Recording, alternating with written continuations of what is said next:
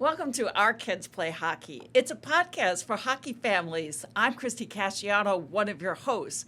I'm also a columnist for USA Hockey Magazine and the author of My Kids Play Hockey. I've teamed up with two high-level coaches to share essential tips, strategies, stories.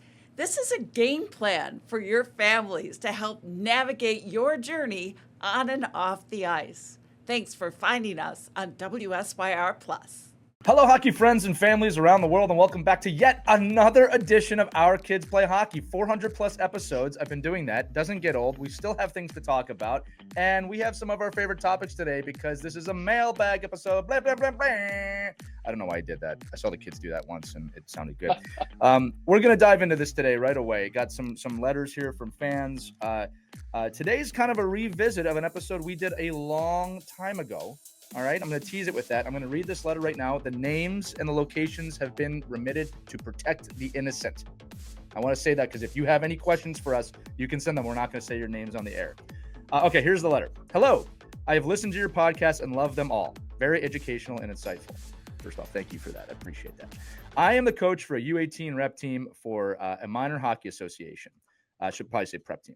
I have one kid on my team, well, probably more than one, and he has a very anxious mom who is definitely critical in the car ride home regarding his effort. This player is actually new to the game, 3 years of playing experience. Again, this is U18, and I can see that he is not enjoying coming to the practices and the games. I can see that he has the potential, but just needs time to grow and develop. I have talked to his mom, advising her not to be critical and assured her that he will be fine, that he just needs some time. So I'm looking to listen to your episodes of how to navigate and try to help enlighten kids and how to approach the car rides to the rink and from the rink. So then he asked to find those episodes. I did send them to him, and I would really appreciate the help so I can re-listen and try to see if I can help educate and make the game of hockey fun and exciting for the whole family. Thanks and best regards. And I'm going to say it again. This letter made the three of us think that we have not revisited the car ride is not for coaching for some time. That's one of our most popular episodes of all time. So I got the letter, Christy, Mike. I thought it would be a good time to revisit this, maybe even add on to it a little bit. But I think we all agree, Christy, the car ride is not for coaching. Right, let's go over the basics. The advice that we gave a couple years ago has not changed. Not at all. We give it every year. The car ride is not the place to dissect a game with your child. A lot of reasons for that. If it was a game where they performed poorly, they didn't do their best on the ice, they know that. And they don't want to hear it in the car ride home. They need time to just unwind, figure out what went wrong. They don't need you in their ear going, well, if you went ahead and if you passed the puck or if you took that, that's the last thing they want to do. It causes anxiety with your kid. It can, kind of make the relationship a little tense. When you get home, you're not going to feel good about what just happened. It lingers. So what we always did after a game, what do you want to hear? What song do you want to hear? Hey, what do you want to do? Hey, do you want to go to the mall? Do you want to go out for ice cream? Anything but the game. But if they bring it up, fine. If they want to talk to you about what they did, hey, Mom, did you see what I did out there? Fine. Then you have a conversation. But yeah, don't dwell on it. That's my advice. There's my hockey kid walking by. Off That's to awesome. school. Off to school. A live right? sighting. Car rides, not the place for advice, right? Have a good day, Sophia. Thank you. Bye-bye. Wow, Off a to live law sighting school. of one of the kids. That doesn't happen too often. Yeah, off to law school. She's nodding her head the whole time. Yeah. I mean, Christy, I think you're absolutely. So I think the hardest part about these kind of conversations is the people that need to hear them don't listen to our show. Right. So I think like my experience, the car ride, is not for coaching. Like the other day, actually, I almost hit the guardrail because I had the coaching board out on my lap, and I was trying to show my son in the car, Mike. In the car. Oh man, that would have been a fun story if you got pulled over. What were you doing? Were you on your phone? No. Pulled over. I almost died. I was going off the side of the road. So so it's more. It was more of. It's probably, so there's a lot of negative pieces about using the car ride to coach. But I think one of the things too that Christy mentioned that I think is the positive, if you are going to be in a situation to discuss hockey with your kids in the car, is be consistent. Right. Like, be the same way in a loss as a win. A big win, a horrible loss. If your kids are those players that want to ask and bring it up, you have to go both ways. You have to be able to say, the positive things and the negative things. But I think the biggest thing is don't dwell on the wins or the losses. I think that's the key, is to be as even keeled and you as the adult having the opportunity to sway that conversation. Christy just said that, like, you might say, oh yeah, it was a fun game. We had a great experience. So, what's going on with classes tomorrow? Let's go home and get your homework done. Or, hey, let's make sure we go, what are we doing for dinner tonight? Or, I think it's getting off the conversation, because it's so unfair for a kid to be stuck in the car. They can't go anywhere. They can't even storm off on you, right? I guess Worse they than can put the their penalty headphones box. on and turn the music up, but it's just an unfair situation to put your kids in, because they really have nowhere to go and nowhere to get out of it. Well, I have to say real quick, as a public service announcement, do not drive and coach. Okay. Don't ever do that. Mike just told you some of the dangers of that. Although I'm going to say it again, if you got pulled over, that would have been an amazing story. What were you doing? Well, we were going over a 2-1-2 forecheck. Well, I would have showed the ref, angle. The angle that, cop. I would have been like, listen, this angle. Don't you agree? Don't that you this agree? angle Yeah. is Come wrong? on, sir. Come on, sir. The wrong Everyone angle. knows this. If the officer was a hockey dad, you'd get out of the ticket. I've gotten out a lot of tickets. I've gotten out a lot of tickets in Syracuse for being a hockey guy, so I'm in good shape. He might pull the kid out of the car. Get out of the car. Listen to this. Do not drive and coach. The other thing too is this. I want to dive in, because the person who wrote us this letter is asking for advice and help. Yeah. Okay. Yeah. So let's go over a few things with this. Let's explore the why this happens from a parental standpoint. Okay. Number one is because you care about your kids. Okay. Like, Sure. let's not sugarcoat that. You care. If you didn't care, you wouldn't say anything. All right. So I do want to kind of just at least check that box, right? The parents who talk to their kids do care about their kids. Okay. That's the number one. Number two is that I find it's one of these two reasons that you feel the overwhelming urge to coach your kid. And I will preface this, that I feel that urge.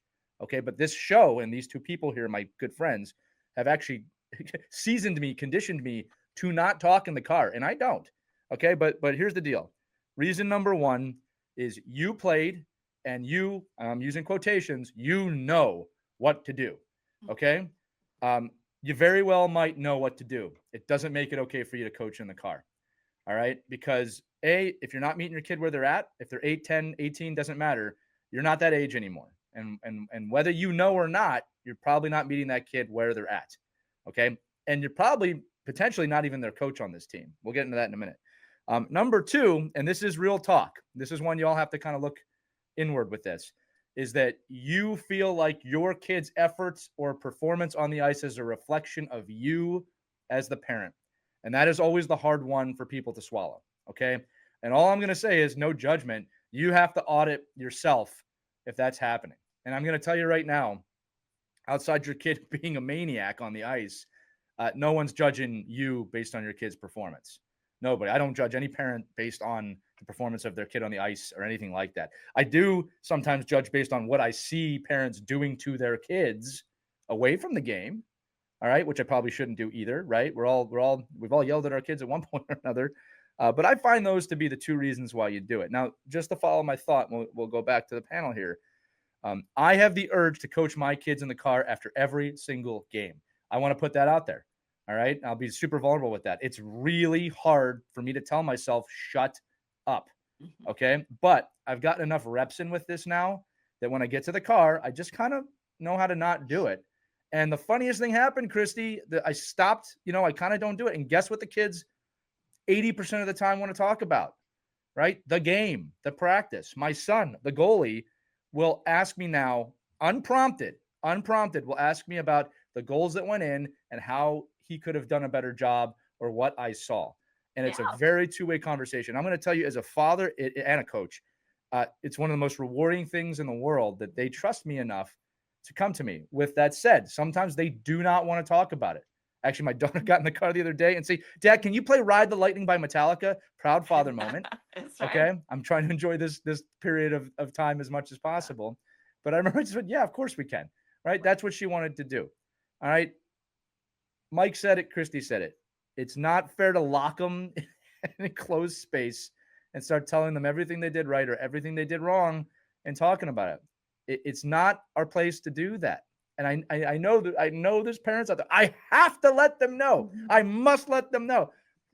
It's for each one of you to gauge, but I would make the statement that there's not many moments in youth hockey you have to let them know, right?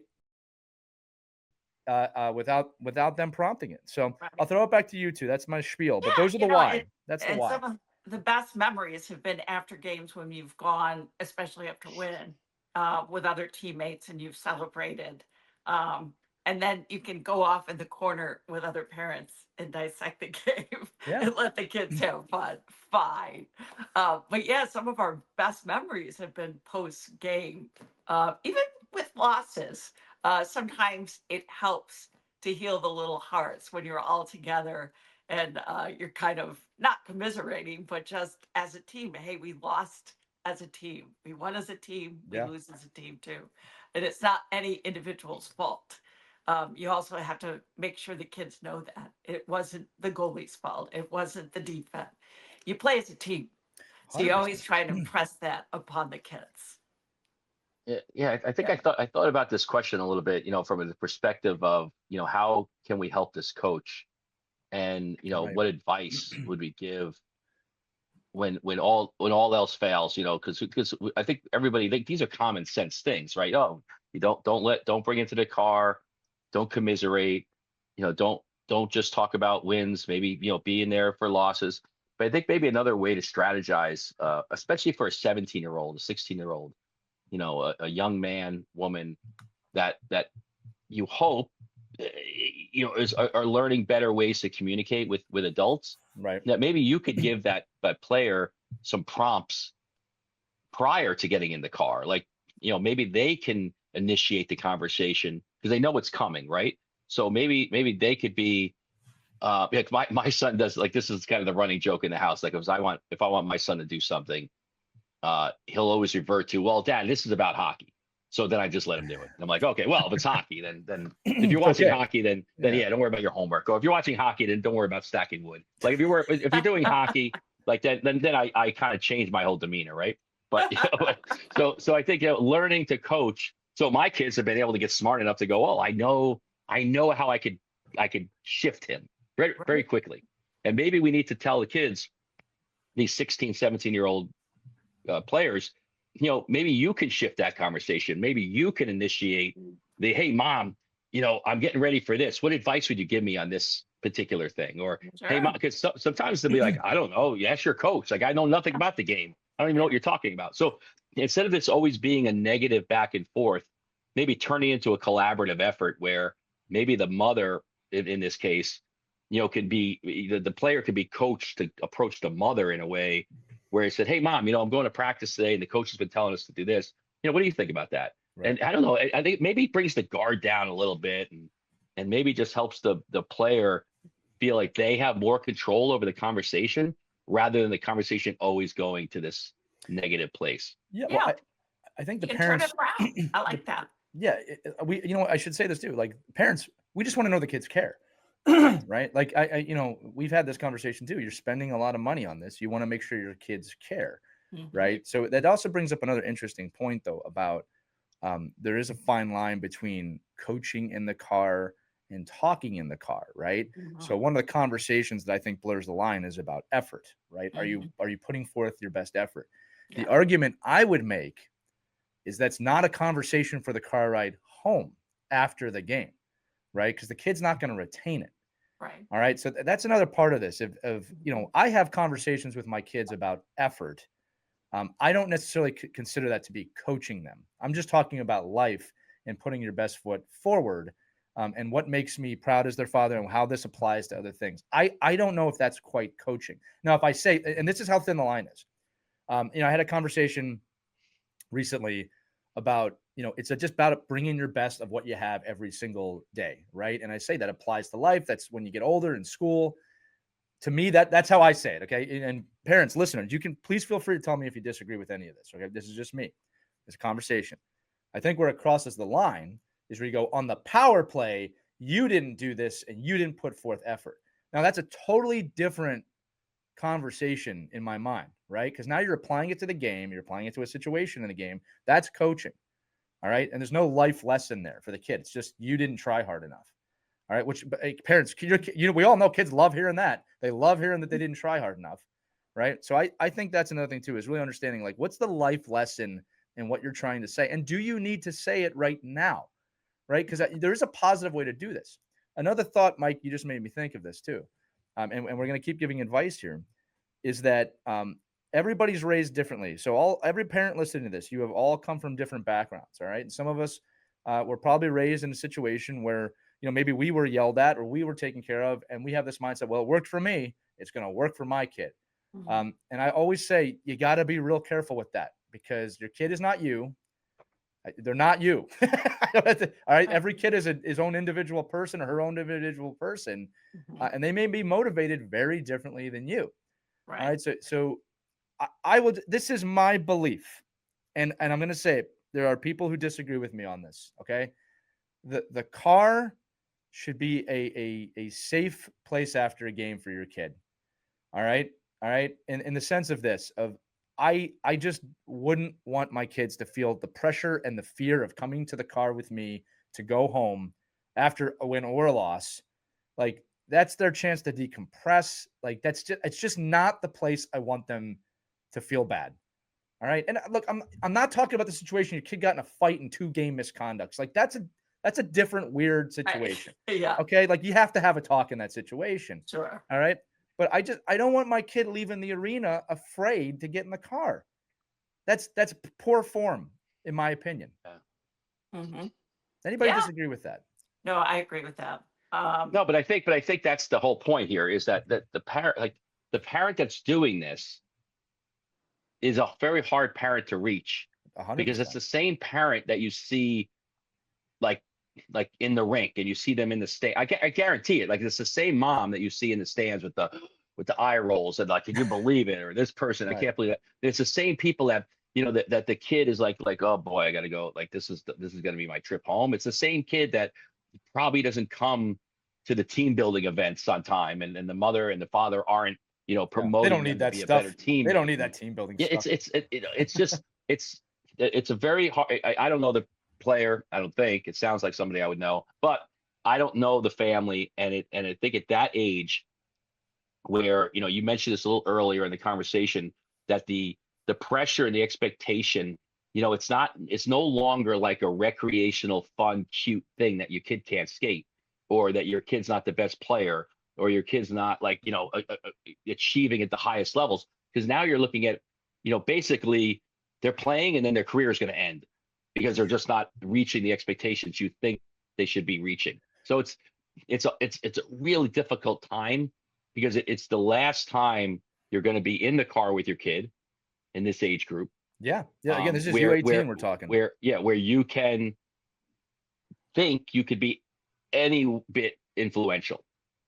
And every parent that I've ever talked to, and Christy, you're experiencing it now, people would die to have that opportunity back, to be in the car with their kid at 17 years old. Mike, that's so a I great think point. It's like that opportunity is wasted on a parent like this, who can't appreciate the fact that this is such a short period in a window of time, that they're really gonna, they might not miss it. Maybe they'll be like, oh, my kid's a jackass and I hated him anyway, but or they're gonna say I love my son so much, I thought I was doing the right thing to motivate them, but Yeah. yet all it did was push them away from me. And I think that's a really hard conversation to have with a parent that hasn't experienced it. And unfortunately, it's always the parents that experienced it after the fact that wish they would have done this. Right. Good reminder. This time is so fleeting. In the blink of an eye, here I am. I have two, 20-year-olds, no longer in ice hockey, but still fond of it. But yeah, but I can look back, no regrets. My husband was very good at this too. He would give them pre-game ritual coaching. He'd say, do your best. Yeah. When you see that opportunity, go for it. He would get them pumped up for the game, but he would never deflate them after the game, win or loss. If their performance was good or bad, he always kind of stood back and let them take the lead for conversations. And if they asked him, because he knew all about the game, I just kind of sat there and I would pipe in once in a while. But he was so good strategically in what they could have done better, but would never offer that information unless they wanted to hear it from him. Right. I think this is also a really good time to dive into one of our other most popular episodes, which is what should you say to your kid Oh, yeah. before a game? I'm just going to say them real quickly. It's Yeah. I love you no matter what happens out there. Work hard, skate hard, get better. Yeah. Right. And then I love watching you play. Right. Unprompted, these are the only three things your kids should be hearing before a game. And Right. here's the other thing too. I practice what I preach. I say that before every practice and every game. My kids will tell you that. All right. I also think I think it's important to mention this. I don't think if you ask my kids, they would say that I'm easy on them. Right. I think this is an important distinction here. Just because I don't coach in the car doesn't mean I'm soft on them as a parent. Yeah. Okay. And again, that's just my parenting style. Like I know for a fact they would not say, oh yeah, dad's just doesn't care. He's soft. He doesn't, no, they say, dad pushes me. He makes me want to work hard, makes me want to work hard. All right. Everybody's got to go that journey a different way. And again, Mike, you alluded to it too. It's a tough conversation because you care about your kids. Like I don't think but any of these parents don't care about their kids. So another quick action item.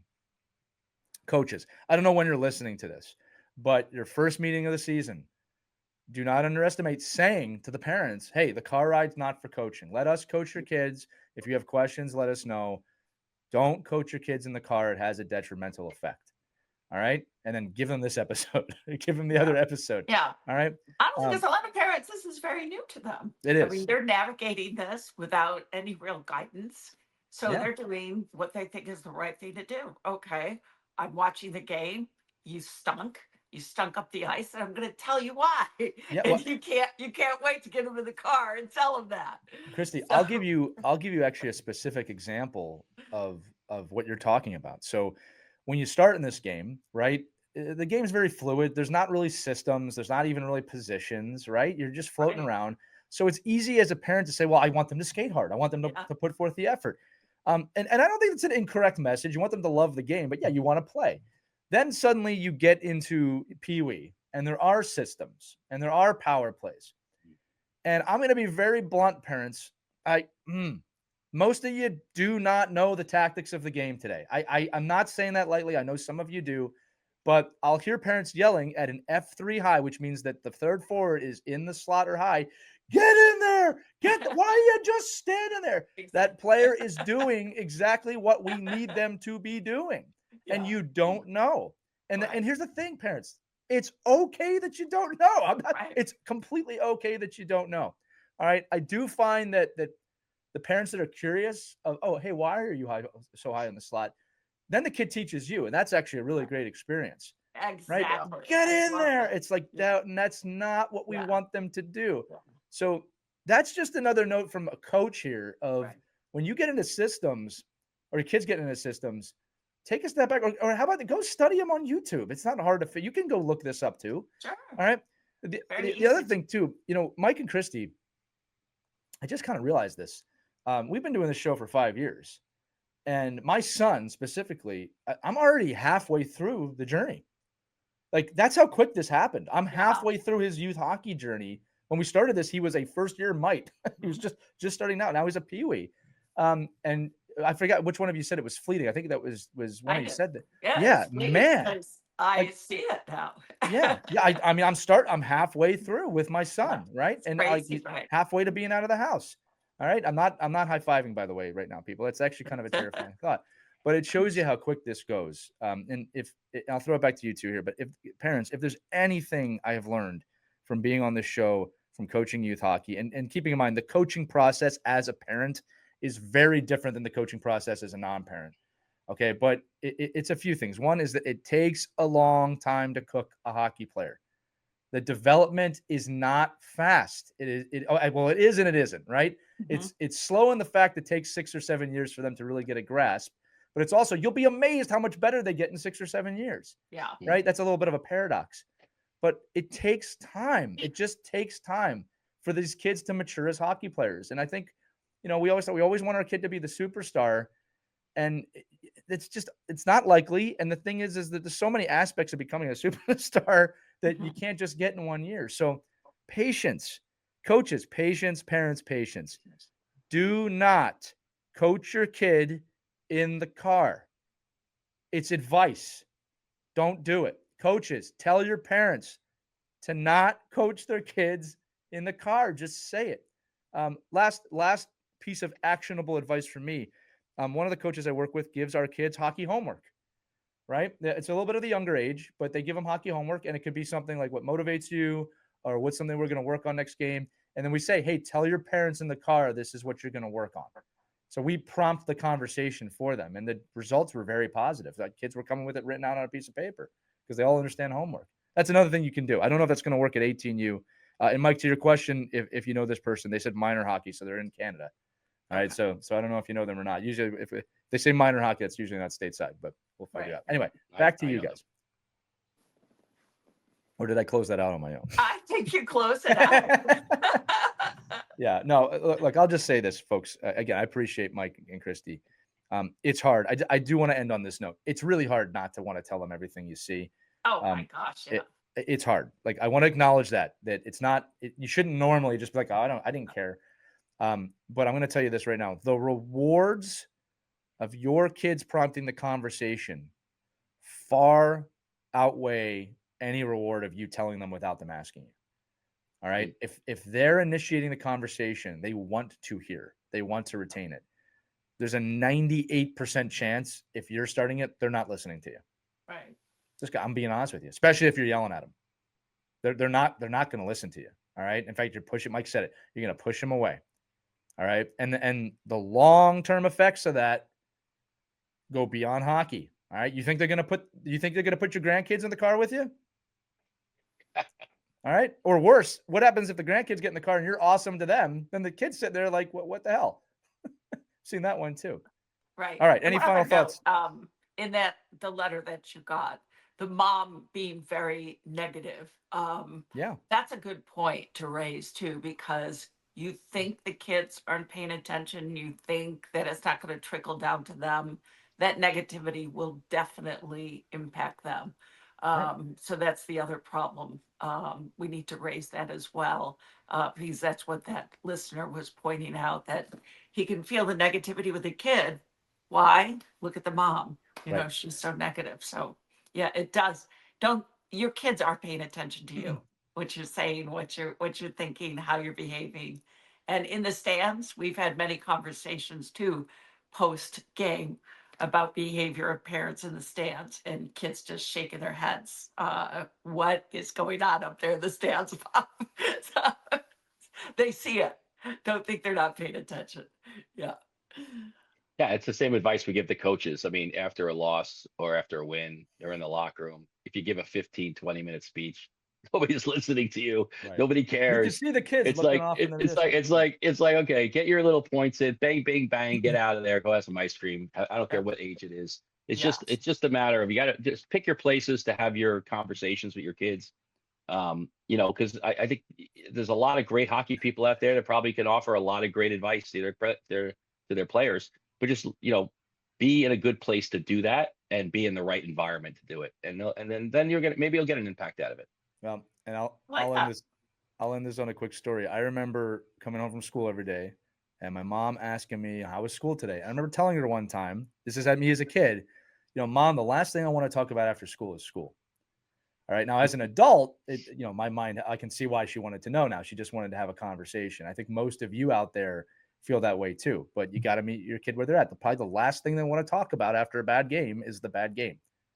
Right. So just something to think about. Yeah, no, okay? It's human nature, right? Like, my worst experience, I think, was last week when I made dinner, and then I was critiqued for 20 minutes after dinner about how bad the dinner was. And What'd you make? What'd you make? Wait, we gotta. It wasn't good, but all I'm saying is, like, it was like, hey, 90% of the time, Dad, your dinners are great. We love your dinners. Right. This one, this wasn't your best dinner. Like this one, I won't even eat. Like I don't even know what you're trying. And I felt so bad. I'm like, wait a minute. I just had the dinner. Like I did all this effort to make the dinner. I think I think my effort was great. I put in a lot of effort, and I followed directions, and I cooked it like I thought it should be cooked. But now you're not satisfied with that. I don't want to hear about it for 25 minutes after dinner. Right. It's too late, right? Let's go order out, and then we move on. So it's the same thing. It's any human nature that you're going to get into. Do you really think your son or daughter wants to hear how bad they were after they just played poorly, or how great they were when maybe they didn't play that great? You're like, oh, like my son would be like that. Mom, I really didn't play that great. There's no reason to praise me. Like this is unjust. So it's just the car is not a great place to do it. There's so many different other places you can grab your kids and sit down and have a cup of coffee, and then they could have a slushie and you could talk. But confining them and subjecting them to them not really being able to have any kind of way out is probably the least advantageous to where you want to get your message to. Yeah, that reminds me of the funny story. Somebody had written the kids in the kitchen with the mom, and he's telling the mom, you need to stir faster. Mom, you got to crack those eggs harder. Mom, you need to put it in the oven faster. Mom, the kitchen is not for coaching. Right. Just remember that. You don't need Martha Stewart over your ear in the kitchen all the time. All right. That's going to do it for this episode of The Car Ride is Still Not for Coaching.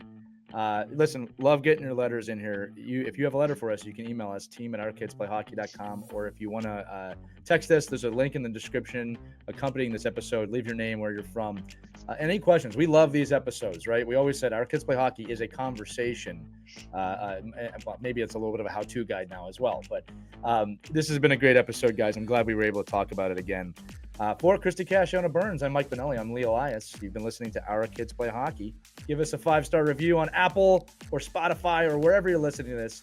And share this episode if you need to. They're meant to be there to have those conversations. All right, gang. Enjoy your hockey. We'll see you in the next episode. Take care.